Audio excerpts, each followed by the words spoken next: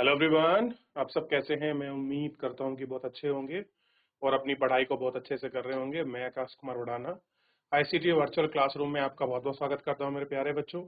जैसा आपको पता है मेरे प्यारे बच्चों, बेसिकली हमारी आपका 10th क्लास है। 10th क्लास में देख रहे हैं पॉलिटिकल साइंस।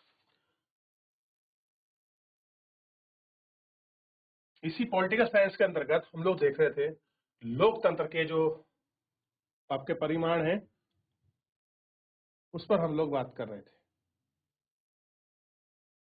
और इसी लोकतंत्र के परिमाण में सबसे पहले हमने चैप्टर का आपका परिचय को पढ़ा कि लोकतंत्र के परिमाण क्या है। उसके परिचय पर हमने बात करी। ठीक, परिचय को पढ़ने के बाद हमने लोकतंत्र के परिमाण कैसे हैं, क्या उनका मूल्यांकन है, इन सभी पर हमने देखने का और जानने का प्रयास किया। ठीक है, फिर उसके बाद उत्तरदायित्व, जिम्मेवार और वैधान शासक क्या होते हैं, इन सभी की हम लोगों ने आपका बात भी की। इतना हम देख चुके थे। आगे बढ़े। पारदर्शिता किस प्रकार होनी चाहिए, पूरी लोकतांत्रिक प्रक्रिया में, डेमोक्रेटिक कंट्री में प्रोसेस कैसा है, कैसे बहुत सारे लोग ये कहते हैं कि हम लोग आपका लोकतांत्रिक है, उसके क्या रूप और क्या मायने। चलिए,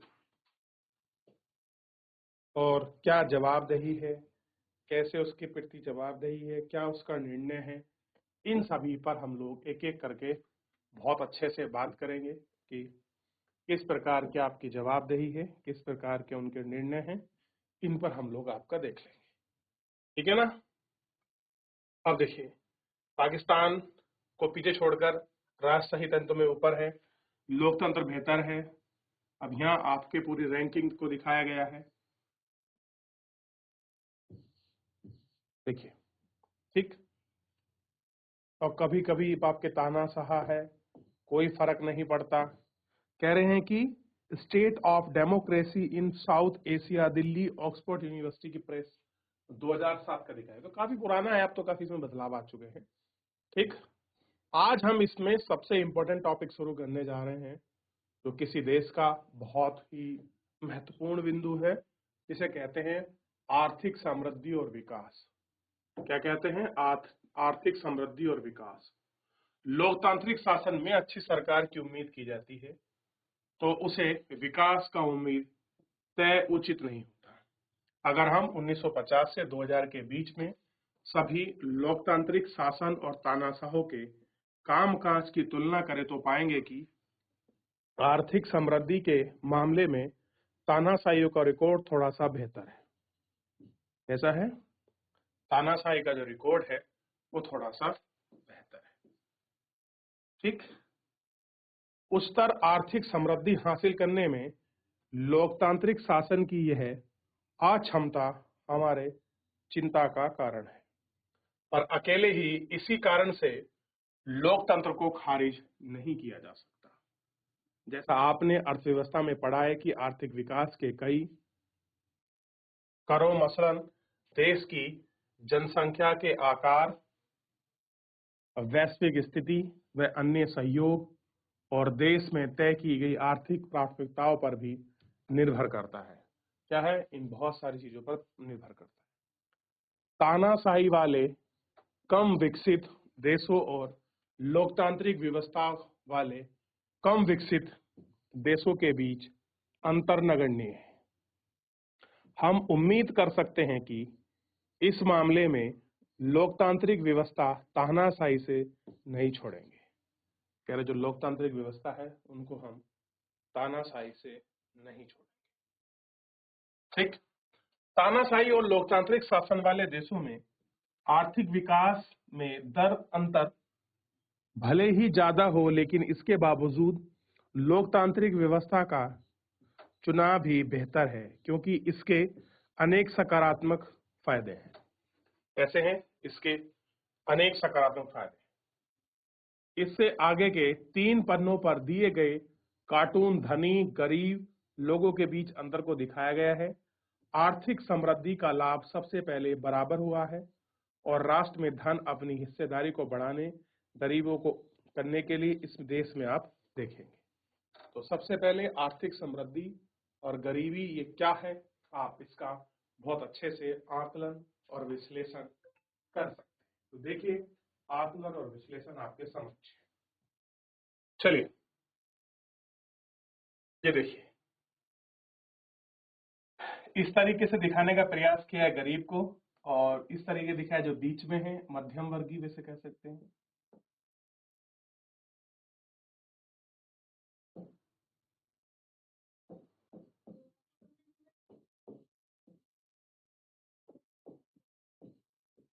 मध्यम वर्गीय, और ऊपर दिखाया है धनी को। ठीक है, ये आपको दिखाई दे रहा है। आर्थिक समृद्धि, आय का बंटवारा, ये सारी चीज देख लिया। तो इस तरीके से बताया गया। अच्छा, मुझे एक चीज बताइए, आर्थिक समृद्धि और आर्थिक विकास क्या दोनों अलग अलग हैं या दोनों एक ही हैं? आपको घर से इनके बारे में पढ़ना है। इकोनॉमी का मतलब इकोनॉमिकल ग्रोथ और आपका इकोनॉमिकल डेवलपमेंट। ठीक है, लोकतंत्र के पक्ष में दिए जाने वाले तर्क बड़े भावपूर्ण होते हैं। ऐसा ही होना चाहिए, क्योंकि लोकतंत्र का रिश्ता हमारे गहरे मूल्य से है। इनके इर्द गिर्द में होने वाली बहसों का साधारण तरीके से निपटाया नहीं जा सकता। कह रहे जो हमारे इर्द गिर्द में चीजें हैं, हम उनको साधारण से आपका नहीं निपटा सकते। फिर तथ्यों और आंकड़ों के आधार पर लोकतंत्र में बहस हर्ज नहीं है, लेकिन आर्थिक उपलब्धियों के बारे में भी ऐसी बहस की जा सकती है। वर्षों से लोकतंत्र में अनेक अश्वेतों में सावधानी पूर्वक ऐसे प्रमाण इकट्ठा किए हैं जो लोकतंत्र में आर्थिक विकास, आर्थिक असमानताओं से कैसा रिश्ता है। यह दिए गए चार्ट और नक्शे में कुछ इसके परिमाण हैं। कैसे हैं? चार्ट और नक्शे में कुछ दिए गए परिमाण हैं। देखिए, ओ मेरे प्यारे बच्चे, तुम इतना नीचे कैसे हो गए। अब देखिए, भूख की वजह से, स्कूल की वजह से और स्वास्थ्य सुविधा का अभाव की वजह से आवास, आज की तारीख में बच्चों को अगर उनको भरपेट आपका खाना मिलता है तो ये बहुत बड़ी बात है। चार्ट 1 बताता है कि आर्थिक विकास के मामले में तानाशाहियों का रिकॉर्ड थोड़ा बेहतर है, लेकिन जब हम सिर्फ मुल्कों के रिकॉर्ड को ही तुलना करें तो ये अंतर काफी समाप्त हो जाता है। चार्ट 2 बताता है कि लोकतंत्र शासन का अंतर भी भारी आर्थिक असमानताएं हो सकती है। अफ्रीका और ब्राजील जैसे देशों में 20% लोगों में कुल राष्ट्रीय आय का 60% हिस्सेदारी पर कब्जा है। सबसे नीचे 20% लोग राष्ट्रीय आय में मात्र 3% की जीवन बसर करते हैं। 20% लोग ऐसे हैं कि नेशनल इनकम का 3% के हिसाब से जो रहना सहना वो चल रहा है। जबकि डेनमार्क, हंगरी जैसे मुल्क का मतलब होता है देश। देखिए, मुल्क का मतलब क्या है? देश। तो कह रहे हैं हंगरी और डेनमार्क जैसे देशों में इस मामले में कहीं ज्यादा बेहतर कहे जाएंगे। आप कार्टून में देख सकते हैं कि गरीब वर्ग के आगे सदा अफसरों की असामान्यता बरकरार है। तो कह रहे हैं जो अफसर हैं उनकी जो असामान्यता है बरकरार रहती है। ये हमको देखना, अगर आम आदमी के सामने वितरण और आर्थिक प्रगति के आधार को मानकर आर्थिक स्वास्थ्य की आर्थिक कामकाज का मूल्यांकन करने का फैसला क्या होगा, हम उसके आधार पर ही फैसला देखेंगे और वो फैसला क्या होगा। ठीक, चार्ट 1 और चार्ट 2, देश का प्रतीक और देश। सभी लोकतांत्रिक शासन, देखिए, आर्थिक विकास की दर को दिखाया गया है 1950 से लेकर 2000 में 3.95, सभी तानाशाही 4.42, तानाशाही वाले परिवहन 4.34%, लोकतांत्रिक वाले 4.28%।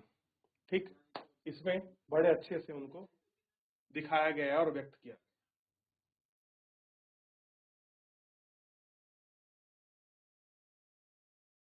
देख लिया। अच्छा, अफ्रीका में देखिए 648% राष्ट्रीय आय में प्रतिशत और नीचे की आबादी का। ठीक, ब्राजील को देख लीजिए, रूस को देख लीजिए, अमेरिका को देख लीजिए, ब्रिटेन को देख लीजिए, डेनमार्क को देख लीजिए और हंगरी को देख लीजिए। इन सभी को आप देख सकते हैं। असामान्यता के रूप में देख लिए। तो एक बार पहले पीछे देखिए, फिर हम लोग आगे बढ़ेंगे। कुछ पूछना हो, यहाँ तक किसी कोई डाउट, कोई क्वेरी किसी प्रकार की, उपयुक्त अनुपयुक्त में भारत के संदर्भ में देखिएगा आप। असामान्यता और गरीबी में कमी।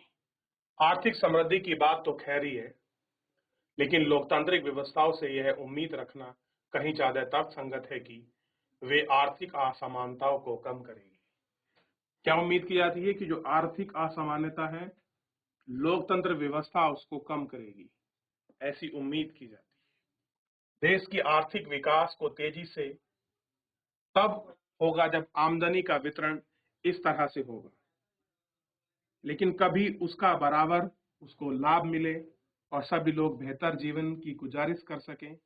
क्या लोकतांत्रिक व्यवस्थाओं में आर्थिक समृद्धि और लोगों के बीच आर्थिक असामान्यताओं के साथ पढ़ना, और क्या लोकतांत्रिक आना ही अवसरों और वस्तुओं का न्यायपूर्ण वितरण हो पाता है? क्या होता है? न्यायपूर्ण वितरण हो पाता है। तो असमानता कम करने के लिए हम क्या करना पड़ेगा? बराबरी को हमको करना पड़ेगा, रोजगार हमको प्रॉपर देना पड़ेगा, और कैसे समानता का बराबर का लाभ मिले, जो असमानता है वो खत्म हो। और वो समानता कैसी है? वो आय की असामान्यता है। ध्यान दीजिए, किसकी? आय की असामान्यता, आय की असामान्यता, ये हमको ध्यान रखना। और वो कैसे दूर होगी? आय की असामान्यता के आधार पर ही हम उसको दूर कर सकते हैं। ठीक, ये हमको ध्यान रखना।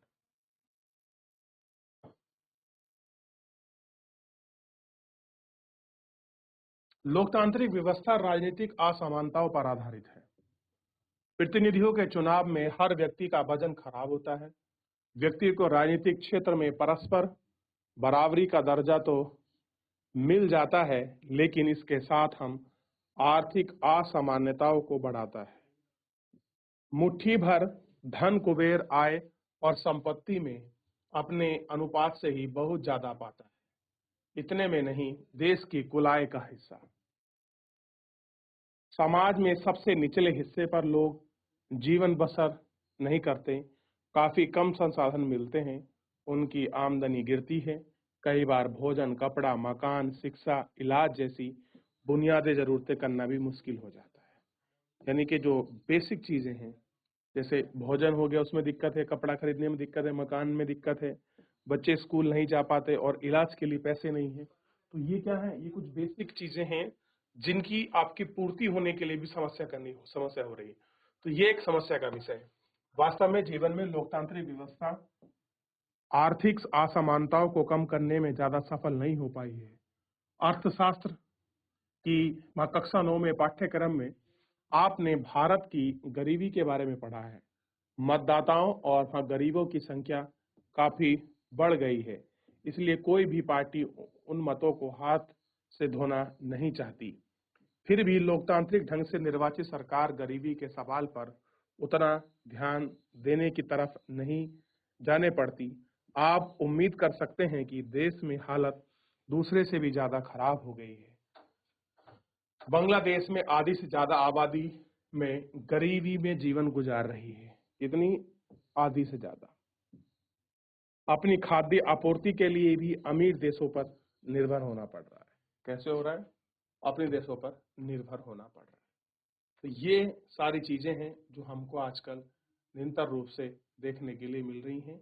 असमानता का जिक्र किस प्रकार है, क्या उसकी स्थिति है, पूरा उसका व्यापकता वर्णन इसमें दिया गया। देख लिया? थोड़ा सा नीचे देखिए कि किस तरीके से असामान्यता को व्याख्या की। चलिए देखिए बच्चों, अब विश्व का धनचंद लोगों का कैसे धनचंद लोगों का हाथ है, इसको थोड़ा सा आप देख लीजिए। चलिए, तो मेरे प्यारे बच्चों, फिलहाल जो है हम लोग इस लेक्चर में आज इतना ही करेंगे। एक बार घर जाकर पूरे चैप्टर को आपका रिवीजन करिए, रिवीजन करके अच्छे से पढ़िए। कोई भी डाउट, कोई भी क्वेरी बनेगी देख सकते हैं। अब देखिए, ये पूरा विश्व का धन है, इस पूरे विश्व के धन में से एक बाइट निकाल ली और इस बाइट को 50% लोग यूज करते हैं, बाकी शेष आपका 2% लोगों के पास ये पूरी संपत्ति है। यानी कि ऐसे बताया गया है 100% हमारा धन है, उसमें से आपका 98 के पास 2% है और 2% के पास कितना है, 98 है। ठीक, इसको देखिए। तो फिलहाल मेरे प्यारे बच्चों, आज के लिए इतना ही, मिलते हैं नेक्स्ट लेक्चर में। धन्यवाद।